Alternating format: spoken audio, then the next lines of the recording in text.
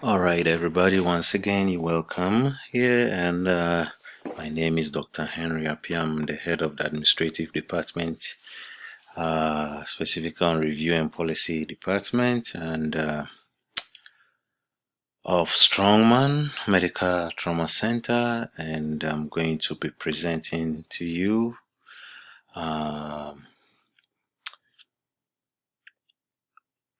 certain laws and rules and regulations pertaining to our workings in here, and want to make sure we are in compliance with state rules and regulations, that we're preventing ourselves from serious legal issues that seems to be,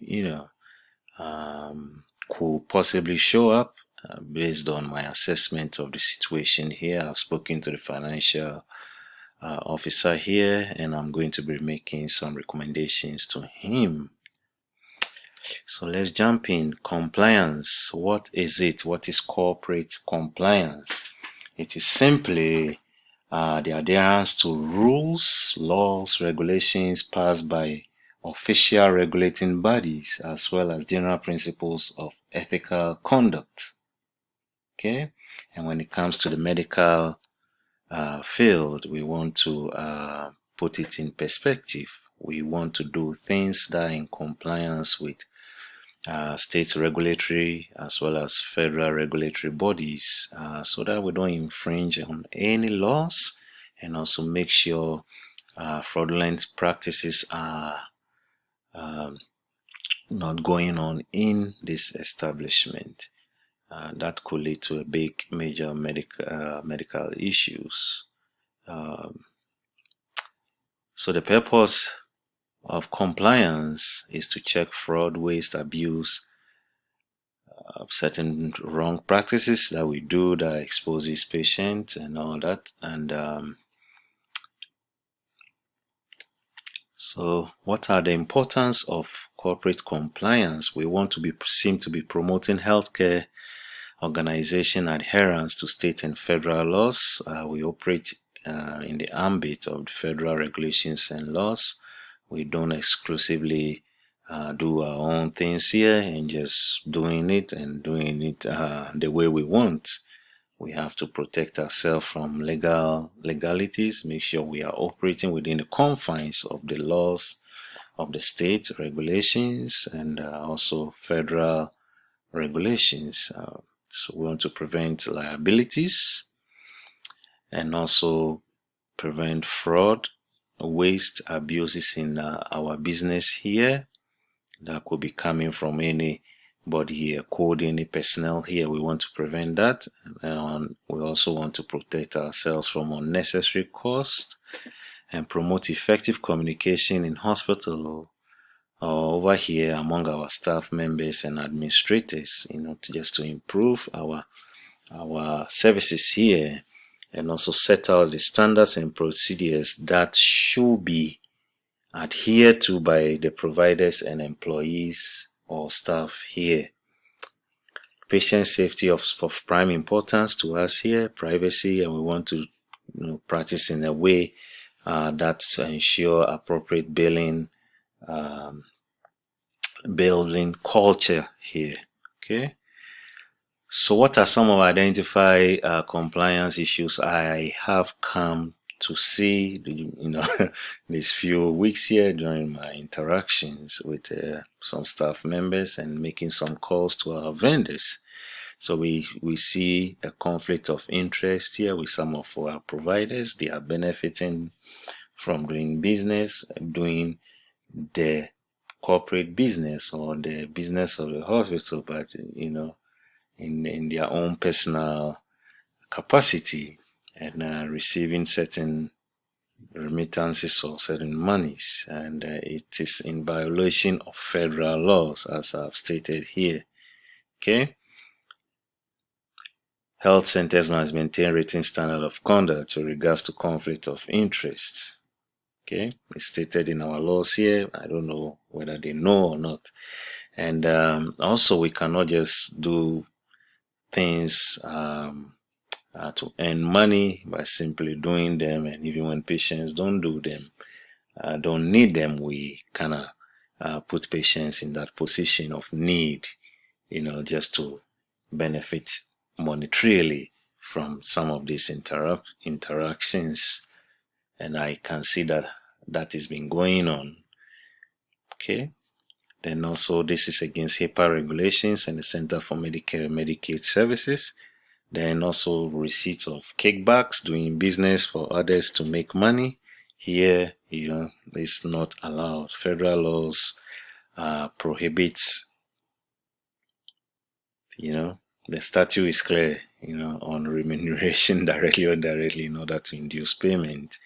And under the state law of Georgia, there's an established office that monitors and also promotes ongoing adherence to healthcare facilities to the state's laws. This is stated in the Emergency Treatment and Active Labor Act and the Health Insurance Portability Accountability Act, in line with federal regulations.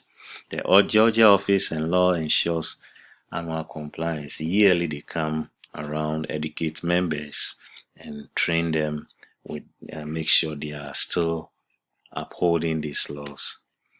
So what are some of the elements of compliance? If we want to see some changes, there are stated compliance rules and steps that has been outlined by federal laws. We have to have written policies, procedures, and standards of conduct. We have to set up committees. Committees should be involved members from different departments, and we have to designate a supervisor, someone who oversees the committees and other members, groups from the departments. And he will be the compliance officer, make sure the laws are implemented, followed, and adhered to. And there should be a consistent communications as far as the compliance officer is concerned, and employees. Make sure employees are doing the right things. And also there should be a publicized pamphlet or booklet that should state all these standards and the disciplinary guidelines. If you go against them, we have to do risk assessment to also reassess ourselves and see what we've done wrong and what needs to be corrected. And there has to be established procedures to ensure detection and prompt action on offenses. Now, when it comes to medical staff laws, these are all incorporated somehow, some way, somehow. There's a point where everything meets, and all has to be in line with state laws as well as federal regulations.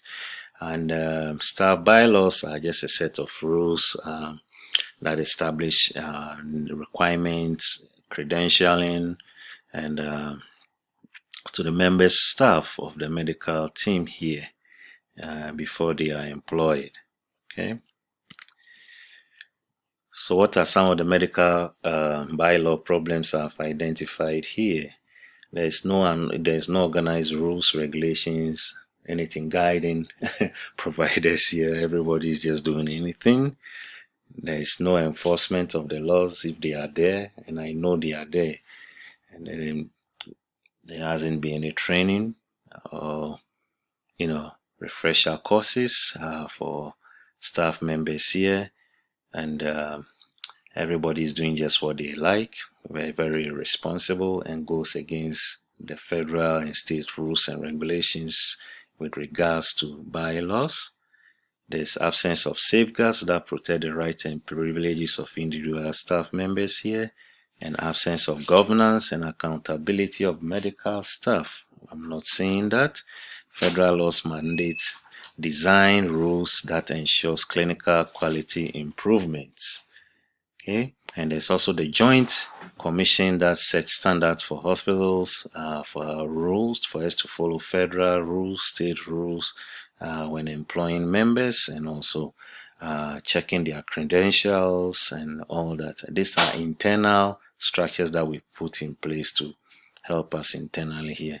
And the Georgia Healthcare Facility regulation requires that healthcare facilities have bylaws to govern its internal functions and practices. So our administrative recommendations I'll make is that we have to establish a clear-cut organizational structures here. The structures might have committee, department, officers, compliance. Officers have to be in there, department chairs, and also compliance officers must be in place to check and make sure the right things are being done. We have to set timetables for compliance training programs for our staff members here. And we have to have bylaws that has to be established, printed, and given to employees who should be read and always update themselves with the rules so they don't break them. We have to have auditing and monitoring of some of our doings here, checking on what is entered where in our records, and we'll make sure they are in line with stated state rules and federal rules as well as regulations. Then legal recommendation will be we have to consult with legal experts to help us with the knowledge of state and federal rules. We have to be abreast with them. We have to be abreast with federal rules that create compliance, and those rules have to be followed and adhered to. All laws regarding conflict of interest, kickbacks, and all that amounts to medical fraud should be consistently spelled out in those laws so that we don't infringe on them, because there are penalties when they happen. Standards might be consistently enforced through different mechanisms, and compliance must be clear on prevention of criminal, civil, and administrative violations.